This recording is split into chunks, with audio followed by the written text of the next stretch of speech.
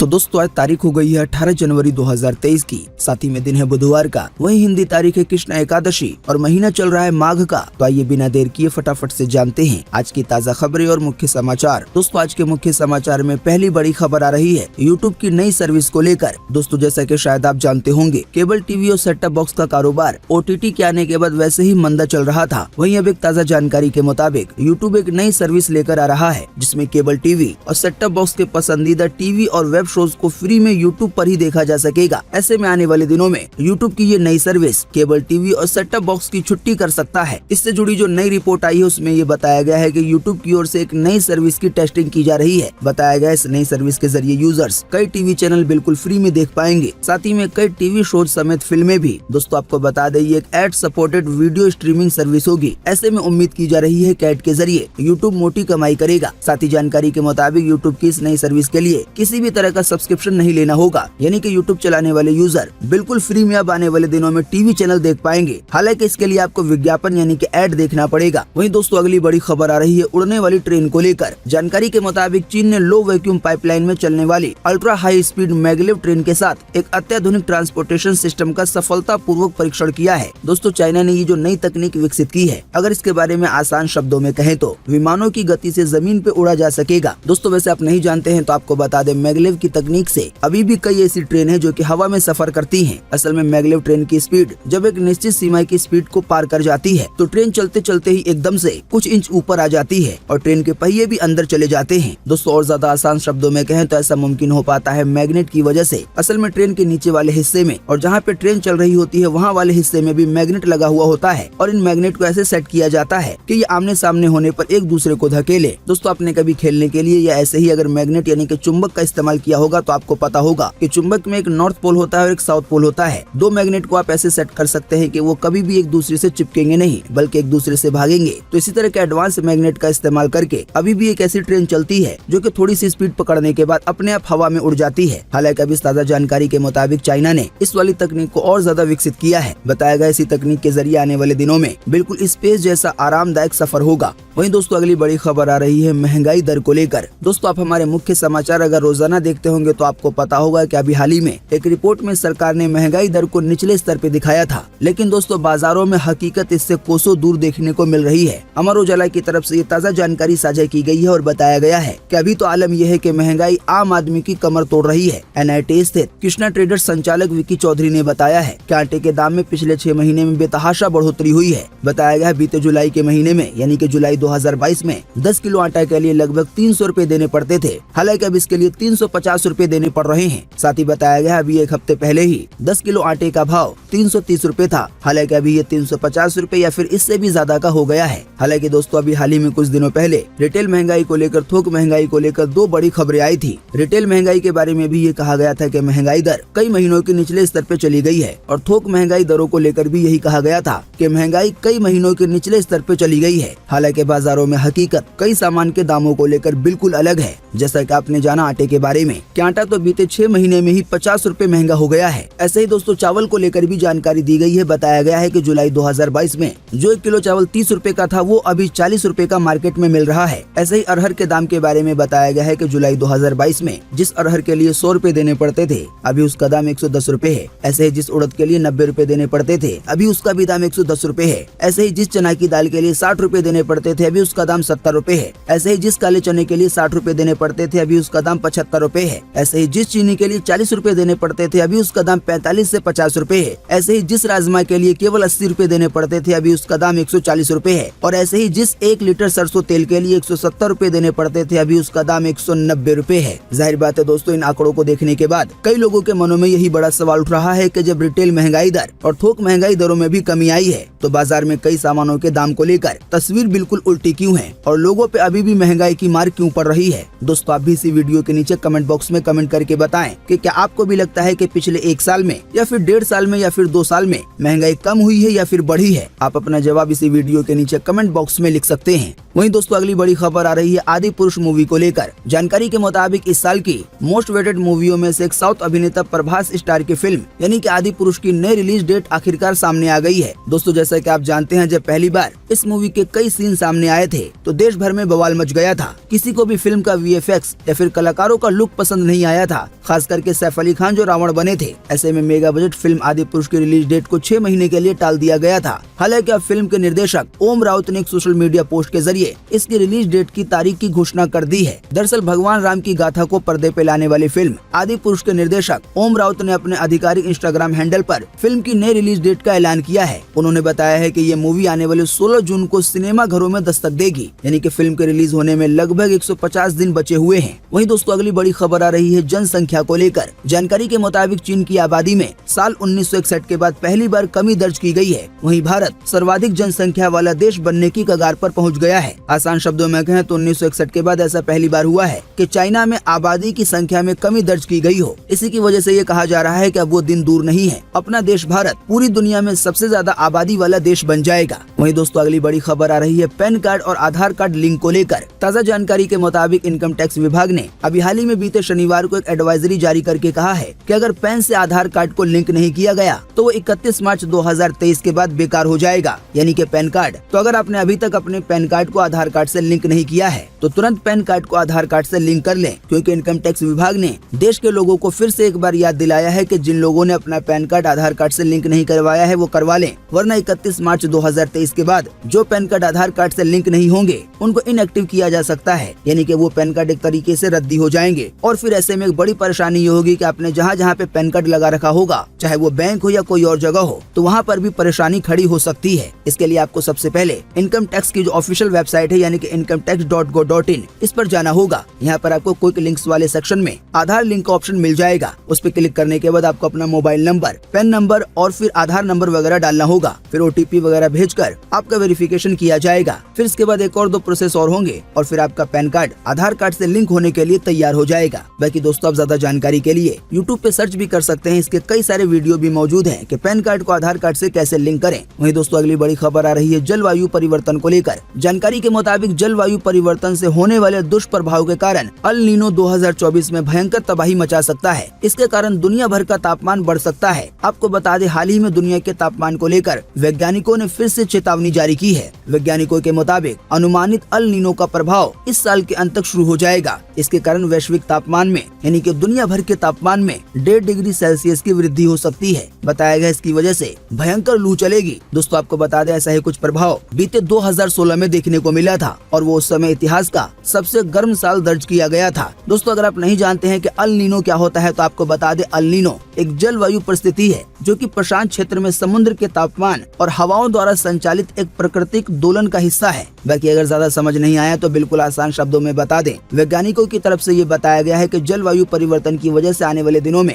दुनिया भर का तापमान बढ़ सकता है। वहीं दोस्तों अगली बड़ी खबर आ रही है 60 रुपए लीटर वाले फ्यूल को लेकर। जानकारी के मुताबिक आने वाले 1-2 सालों में फ्यूल 60 से 62 रुपए प्रति लीटर मिल सकता है। जैसा कि शायद आप जानते होंगे अभी पेट्रोल की कीमत 100 रुपए के आसपास या फिर कहीं कहीं पर इससे भी ज्यादा चल रही है। फिलहाल जो ताज़ा जानकारी आई है उसमें ये बताया गया है कि दरअसल पेट्रोल डीजल गाड़ियों से होने वाले एयर पोल्यूशन को रोकने के लिए फ्यूल के दाम कम करने के लिए दुनिया भर की सरकारें एथेनॉल ब्लेंडेड फ्यूल पे काम कर रही हैं। भारत में भी एथेनॉल को पेट्रोल डीजल के विकल्प के रूप में देखा जा रहा है। दोस्तों आप नहीं जानते हैं तो आपको बता दें देश में 5% एथेनॉल से प्रयोग शुरू हुआ था जो अब 10% पे पहुंच चुका है। अगर आप नहीं जानते हैं तो आपको बता दें अपने देश में पेट्रोल में 10% एथेनॉल मिलाया जाता है। साथ ही में आप नहीं जानते हैं तो आपको ये भी बता दें कि एथेनॉल को बनाने में अक्सर ऐसी चीजों का इस्तेमाल किया जाता है जिससे पोल्यूशन नहीं होता, जैसे कि गन्ने वगैरह का। हालांकि दोस्तों अब सरकार का ये लक्ष्य है कि एथेनॉल की मात्रा को पेट्रोल में 20% कर दिया जाए। आसान शब्दों में कहें तो 1 लीटर पेट्रोल में 80% होगा पेट्रोल और 20% होगा एथेनॉल। अगर दोस्तों इसमें भी कामयाबी मिल जाती है तो आने वाले दिनों में इसकी वजह से फ्यूल जो है वो काफी सस्ते हो सकेंगे। और अगर दोस्तों किसी तरह से एथेनॉल की मात्रा और ज्यादा बढ़ा दी जाती है यानी कि 20% से भी ज्यादा, तो ऐसे में आने वाले दिनों में आपको एक नए तरह का फ्यूल देखने को मिलेगा जिसको फ्लेक्स फ्यूल कहा जा रहा है। आपको बता दें एथेनॉल कच्चे तेल या फिर पेट्रोल के मुकाबले काफी सस्ते दाम में पड़ते हैं। इसी की वजह से कहा जा रहा है कि ऐसा हो सकता है आने वाले दिनों में जिन फ्यूल से गाड़ियां चलेंगी उनके दाम 60 रुपए लीटर तक पहुंच सकते हैं। साथ ही दोस्तों आपको बता दें कि इस तरह के फ्यूल को लेकर कुछ गाड़ियां भी पेश की गई हैं जो कि फ्लेक्स फ्यूल से चल सकेंगी। वहीं दोस्तों अगली बड़ी खबर आ रही है शाहरुख खान की पठान मूवी को लेकर। जानकारी के मुताबिक बॉलीवुड के किंग यानी कि शाहरुख खान इन दिनों अपने आने वाली फिल्म पठान को लेकर सुर्खियों में बने हुए हैं। वहीं अब ताज़ा जानकारी के मुताबिक खबर आ रही है कि पठान मूवी की एडवांस बुकिंग आने वाले 20 जनवरी से शुरू हो जाएगी। आप नहीं जानते हैं तो आपको बता दें, ये मूवी भारत समेत दुनिया भर के सिनेमाघरों में 25 जनवरी को रिलीज होने जा रही है। वहीं दोस्तों अगली बड़ी खबर आ रही है इनकम टैक्स को लेकर। जानकारी के मुताबिक सरकार इस बार के बजट 2023-24 में इनकम टैक्स स्लैब में बदलाव कर सकती है। दो सरकारी सूत्रों के हवाले से राइटर्स ने इसे लेकर एक रिपोर्ट पब्लिश की है। हालांकि वित्त मंत्रालय ने इस बारे में अभी तक कोई भी ऑफिशियल जानकारी नहीं दी है, पर इसी बीच एक्सपर्ट का ऐसा अनुमान है कि इनकम टैक्स की छूट सीमा को 2.5 लाख रुपए से बढ़ाकर 5 लाख रुपए किया जा सकता है। दोस्तों आप नहीं जानते हैं तो आपको बता दें, अभी एक साल में 2.5 लाख रुपए से ज्यादा की कमाई होने पर इनकम टैक्स देना पड़ता है। लेकिन अब ऐसा अनुमान जताया जा रहा है कि जब आने वाले 1 फरवरी 2023 को बजट पेश किया जाएगा तो इस सीमा को बढ़ाकर 5 लाख रुपए कर दिया जाएगा। यानी कि अगर कोई महीने में 4 लाख रुपए कमाएगा तब भी उसको इनकम टैक्स नहीं देना पड़ेगा। हालांकि जैसा कि अभी हमने आपको बताया, ये कोई ऑफिशियल जानकारी नहीं है। असल बात तो बजट पेश होने के बाद ही पता चल पाएगी। वहीं दोस्तों अगली बड़ी खबर आ रही है बच्चे पैदा करने पर 3 लाख रुपए मिलने को लेकर। जानकारी के मुताबिक सिक्किम में बच्चे के जन्म पर महिला कर्मचारियों को इंक्रीमेंट मिलेगा। राज्य की सरकार ने एक प्रस्ताव तैयार किया है जिसके अनुसार दूसरी बार मां बनने पर महिला कर्मचारियों को इंक्रीमेंट और तीसरे बच्चे के मां बनने पर डबल इंक्रीमेंट मिलेगा। साथ ही बताया गया आम लोगों को भी ज्यादा बच्चा पैदा करने पर सुविधाएं मिलेंगी। वहीं IVF से मां बनने वाली महिलाओं को 3 लाख रुपए की मदद दी जाएगी। ताज़ा जानकारी के मुताबिक सिक्किम के मुख्यमंत्री प्रेम सिंह तमांग ने जोरीथांग में माघे संक्रांति समारोह के दौरान इस बारे में जानकारी दी है। मुख्यमंत्री ने कहा है कि बीते कुछ सालों में सिक्किम में प्रजनन दर घटा है। इसी की वजह से इस तरह का फैसला लिया गया है कि अब बच्चा पैदा करने पर सिक्किम में महिलाओं को कई तरह की सुविधाएं दी जाएंगी। जानकारी के मुताबिक सरकार ने राज्य के अस्पतालों में IVF की सुविधा शुरू की है। इससे अगर महिलाओं को सामान्य तरह से गर्भ धारण करने में परेशानी हो रही है तो वो इस तकनीक का इस्तेमाल कर सकती हैं। आसान शब्दों में कहें तो अगर कोई महिला आसानी से गर्भ को धारण नहीं कर पा रही है तो IVF तकनीक का इस्तेमाल करते हुए वो गर्भ धारण कर सकती है। तो इस तरीके से जो मां बनेगी उसको 3 लाख रुपए की सहायता दी जाएगी। बताया गया अब तक राज्य में IVF के जरिए 38 महिलाएं प्रेग्नेंट हो चुकी हैं। इनमें से कुछ ने बच्चों को भी जन्म दे दिया है। बाकी दोस्तों आप IVF के बारे में गूगल या यूट्यूब पे ज्यादा सर्च कर सकते हैं। अगर मैं इसके बारे में विस्तार से बताने लग जाऊंगा तो वीडियो काफी ज्यादा लंबा हो जाएगा।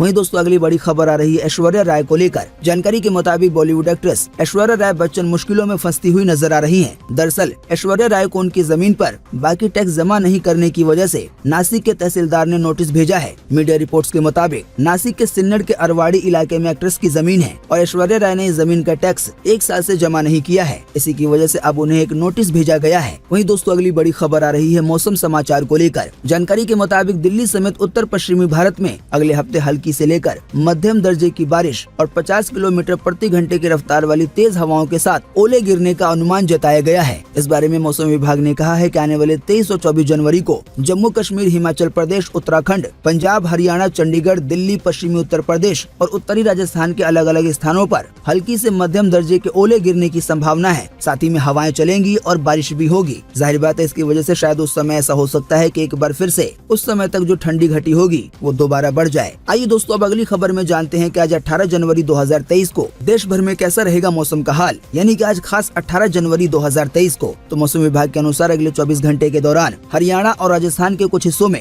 भयंकर शीतलहर की उम्मीद जताई गई है। यानी कि आज भी बहुत ज्यादा ठंडी ठंडी हवाएं चलेंगी। इसके अलावा दिल्ली, पंजाब, उत्तर प्रदेश और मध्य प्रदेश के भी कुछ हिस्सों में शीतलहर चलते रहने की संभावना जताई गई है। बाकी दोस्तों आज मौसम समाचार में इतनी ही थोड़ी सी जानकारी आई है। वहीं दोस्तों अगली बड़ी खबर आ रही है राजस्थान के मुख्यमंत्री अशोक गहलोत के नए ऐलानों को लेकर। जानकारी के मुताबिक राजस्थान में जनता से जुड़े काम अटकाने और सरकारी योजनाओं का काम रोकने पर अब अफसरों को बर्खास्त किया जाएगा। सरकार के 2 दिन के चिंतन शिविर के आखिरी दिन यानी कि बीते मंगलवार को मुख्यमंत्री अशोक गहलोत ने यह फैसला लिया है। उन्होंने कहा है कि जानबूझकर पब्लिक स्कीम्स में अड़ंगा लगाने वाले अफसरों के खिलाफ कड़ी कार्रवाई होगी। प्रशासन शहरों के संग अभियान में 10 लाख पट्टे देने का टारगेट था। हमने देखा है कि कई जगहों पर नगर पालिकाओं के ईओ सहयोग नहीं कर रहे हैं। हमने तय किया है कोई जानबूझकर ऐसा कर रहा है। यानी कि दोस्तों ये कहा गया है कि अगर आम जनता तक सरकार अगर कोई सुविधा पहुंचाना चाहती है और अगर कोई सरकारी अफसर उसमें अड़ंगा लगा रहा है तो अब ऐसे अफसरों के खिलाफ कड़ी कार्रवाई की जाएगी। यहाँ तक कि उनको बर्खास्त कर दिया जाएगा। साथ ही में चिंतन शिविर के दौरान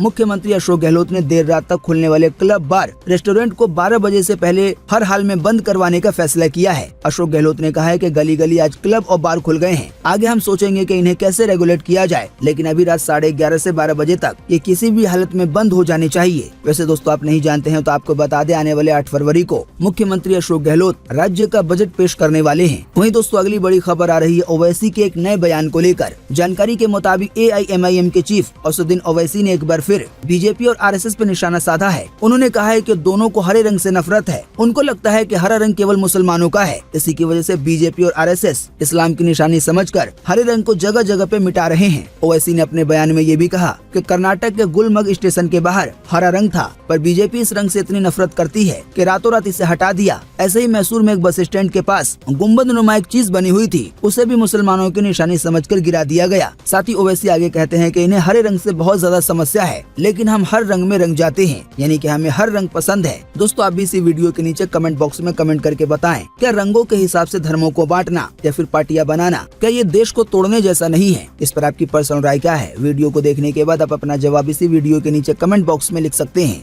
वहीं दोस्तों अगली बड़ी खबर आ रही है नन्हे पक्षियों को लेकर। जानकारी के मुताबिक केन्या की सरकार ने लाल चोंच वाली नन्ही पक्षी केवेलिया के खिलाफ मुहिम छेड़ रखी है। इसके तहत सरकार ने 60 लाख पक्षियों को मारने का लक्ष्य रखा है। बताया गया ये दुनिया की सबसे ज्यादा आबादी वाली पक्षी प्रजातियां हैं, जिन्हें पंख वाले टिड्डे के रूप में भी जाना जाता है। आपको बता दें केवेलिया चिड़िया हमेशा से झुंड में ही रहती है और ये कई बार कॉलोनियों में भी पाई जाती है। बताया गया इस तरह की नन्ही चिड़िया गेहूँ, जौ, चावल, सूरजमुखी, साथ ही में मकई जैसे फसलें खाती है। मीडिया रिपोर्ट्स के मुताबिक केन्या में इन पक्षियों ने अब तक 300 एकड़ चावल की फसल को चट कर दिया है। इसी की वजह से ये बड़ा फैसला लिया गया है कि इन पक्षियों को मार दिया जाए। वहीं दोस्तों अगली बड़ी खबर आ रही है बीजेपी के अध्यक्ष को लेकर। जानकारी के मुताबिक दिल्ली में 2 दिनों से चल रही भाजपा की राष्ट्रीय कार्यकारिणी की बैठक बीते मंगलवार को प्रधानमंत्री मोदी के संबोधन के साथ ही खत्म हो गयी। PM मोदी ने कहा कि अगले लोकसभा चुनाव में सिर्फ 400 दिन बचे हुए हैं। ऐसे में पद अधिकारियों को और हर एक कार्यकर्ता को एक एक वोटर से उनके दरवाजे पे मिलने जाना चाहिए। साथ ही बैठक के दूसरे दिन पार्टी ने एक बड़ा फैसला लेते हुए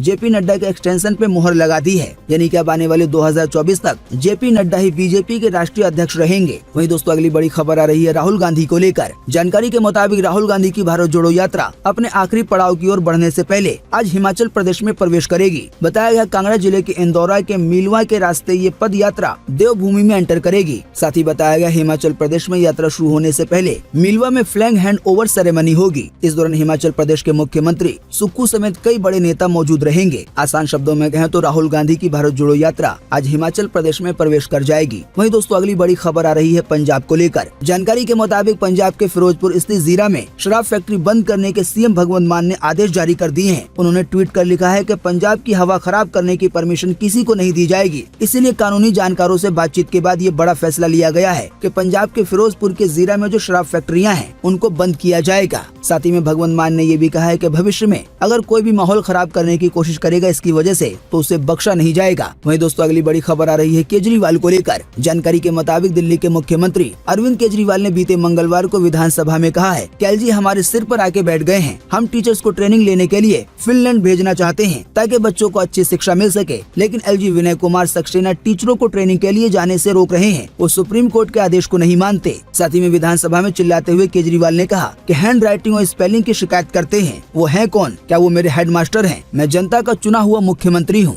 उम्मीद करते हैं इससे आपको काफी कुछ जानकारी मिली होगी। हम बस इसके बदले में आपसे इतना ही चाहते हैं कि आप इस वीडियो को लाइक कर दें और शेयर कर दें, क्योंकि आपका लाइक और शेयर करना ही होता है हमारी मेहनत का फल। वीडियो देखने के लिए आपका बहुत बहुत धन्यवाद। Thanks for watching.